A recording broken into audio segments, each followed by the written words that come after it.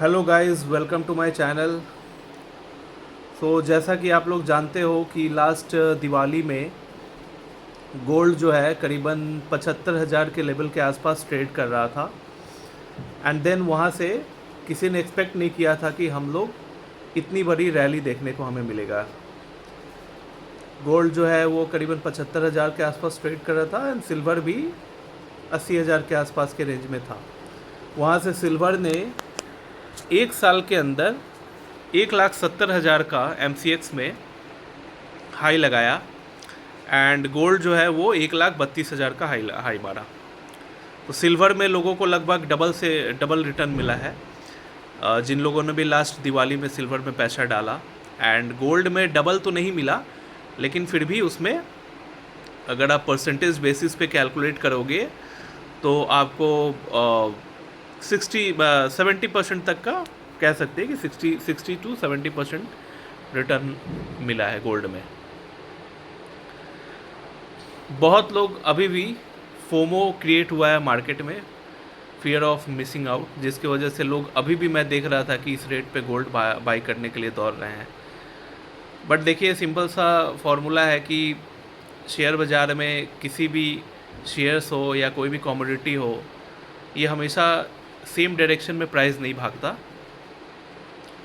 तो may be अभी जो लोग बाई कर रहे हैं इस उम्मीद में कि उनको नियर टर्म में अच्छा खासा रिटर्न मिल जाए कमोडिटी में, शायद ना मिले। और ऐसा हमें देखने को भी मिल रहा है, क्योंकि सिल्वर का आपने देखा होगा 1,70,000 का जो हाई सिल्वर ने लगाया वो धनतेरस के दिन लगाया था। धनतेरस के दिन लास्ट वीक फ्राइडे सुबह सुबह 1,70,000 का लेवल सिल्वर ने टच किया। देन वहाँ से हम लोग काफ़ी ह्यूज प्रॉफिट बुकिंग हमें देखने को मिल रहा है।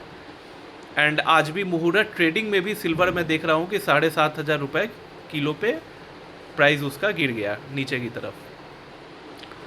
तो सिल्वर जो है अभी 1,50,000 एग्जैक्ट 1,50,000 का भाव पे आज क्लोज हुआ है मुहूर्त ट्रेडिंग के वक्त। एंड गोल्ड में हमें देखने को मिल रहा है, गोल्ड 1,32,000 से करेक्शन हुआ है, अभी 1,28,000 पे क्लोज हुआ आज गोल्ड। तो जिन लोगों ने 3-4 दिन 5 दिन पहले पैसा डाला वो लोग तो अभी लॉस में है। एंड अभी तो जस्ट गिरना स्टार्ट हुआ है। बहुत एनालिस्ट लोग का ये मानना है कि इन कमिंग मंथ्स या कमिंग वीक्स सिल्वर का जो वैल्यू है, ये जो प्राइस है, ये और नीचे जाएगा। एंड गोल्ड के साथ क्या सीन है कि गोल्ड जो है, गोल्ड ऐसा मतलब एनालिस्ट लोग बोल रहे हैं, वो लोग एक्सपेक्ट कर रहे हैं कि चाइना का जो गोल्ड रिज़र्व है वो अमेरिका के कंपैरिजन में बहुत ही कम है।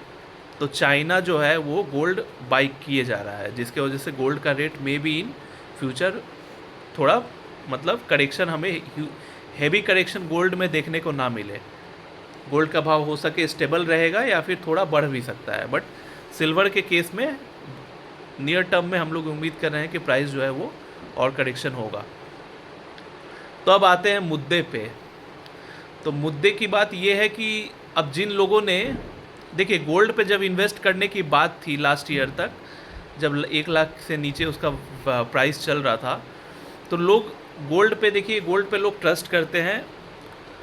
लगभग जितना उनके पास पोर्टफोलियो वैल्यू है वो लोग गोल्ड में, अगर कहा जाए तो गोल्ड में आंख बंद करके लोग इन्वेस्ट कर सकते हैं। लेकिन शेयर्स के केस में वैसा कोई नहीं करने वाला।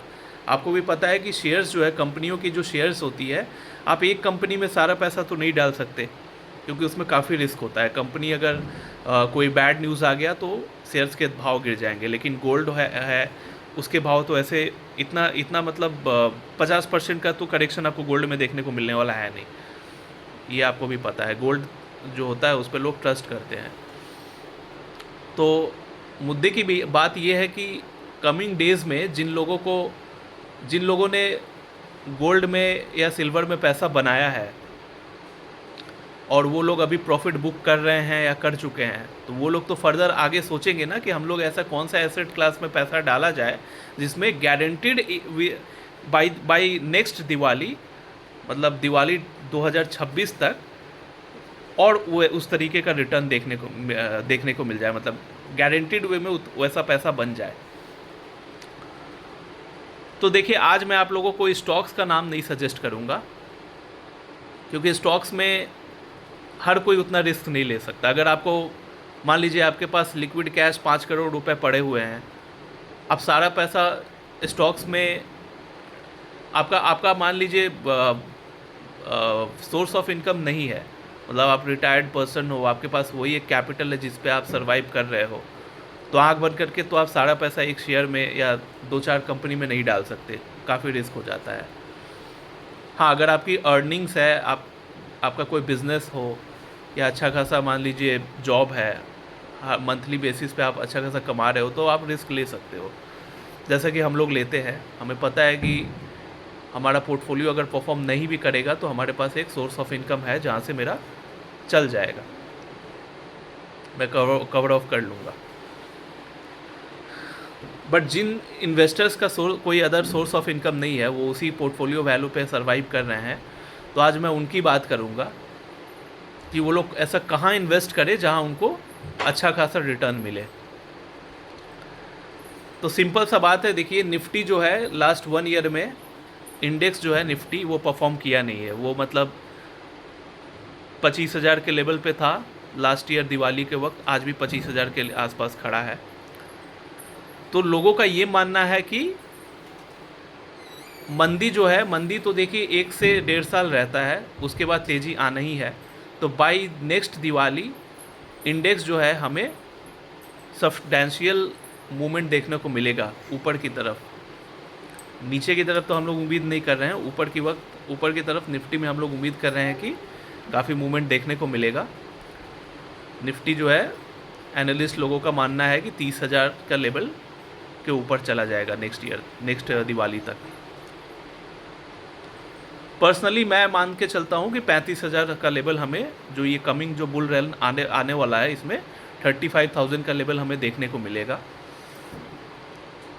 तो सबसे बेस्ट मेरे हिसाब से है, मतलब मेरे हिसाब से मैं ये मान के चलता हूँ कि आप ETF में पैसा डालो, निफ्टी का ETF आप बाई कर लो। शेयर्स अगर ना भी बढ़े आपने मान लीजिए 4 कंपनी में इन्वेस्ट किया, मे बी वो कंपनी कमिंग 2 और 3 क्वार्टर्स में अगर कोई बैड न्यूज़ आ गया तो may be coming bull run में वो ना भी परफॉर्म करे, ठीक है। तो निफ्टी तो ऊपर चला जाएगा, लेकिन पोर्टफोलियो बढ़े कि ना बढ़े थोड़ा रिस्क रहता है। तो उस केस में मैं ये बोलूँगा कि आप लोग ETF बाई करो, क्योंकि 35,000 का भी लेवल अगर टच करता है निफ्टी तो आपको 40% तक का मतलब इंडेक्स में अप्रिसिएशन हुआ, राइट। 25,000 पे है अभी बाज़ार, 35 जाएगा, विच मीन्स कि 40% तक का अप्रिसिएशन मिला। तो निफ्टी अगर 40% भागता है 1 से 1.5 साल में, तो आपका ETF का जो वैल्यू है वो भी 40% बढ़ेगा, क्योंकि वो निफ्टी के पैरेलली वो चलता है। And it is almost like a cash stocks, मतलब आप उसमें ऑप्शंस या फ्यूचर तो है नहीं कि उसमें आपको एक सर्टेन लॉट लेकर चलना होगा। आपके पास जितना पैसा है, आपके पास 1 लाख रुपए हो, 10 लाख रुपए हो या 10 करोड़ रुपए हो, आप पैसा डालो, आपको इतना ये है कि निफ्टी ऊपर जाएगा तो ETF की भाव बढ़ेगी एंड आपको अच्छा खासा गेन मिलेगा। तो मैं यही सजेशन देना चाहूँगा कि जो लोग सेफ खेलना चाहते हो वो लोग आप लोग ETF बाई कर सकते हो, चाहे वो स्मॉल ट्रेडर हो, स्मॉल इन्वेस्टर्स हो। हाँ, मैं कुछ ऐसे लोगों को भी जानता हूँ जो ऑप्शंस में लॉस कर बैठे हैं, लाख रुपए, 1 लाख रुपए या 50,000 रुपये। तो उन लोगों के लिए भी ये एडवाइस रहेगा कि आप चुपचाप लाख 1.5 लाख रुपए इकट्ठा कीजिए एंड ETF जो है अभी इस लेवल पे बाई कर लीजिए। कमिंग 1 ईयर में आपका लॉस भी रिकवर हो जाएगा एंड आपको अच्छा खासा गेन भी हो जाएगा। तो आज के लिए इतना ही। Thanks for watching and bye bye.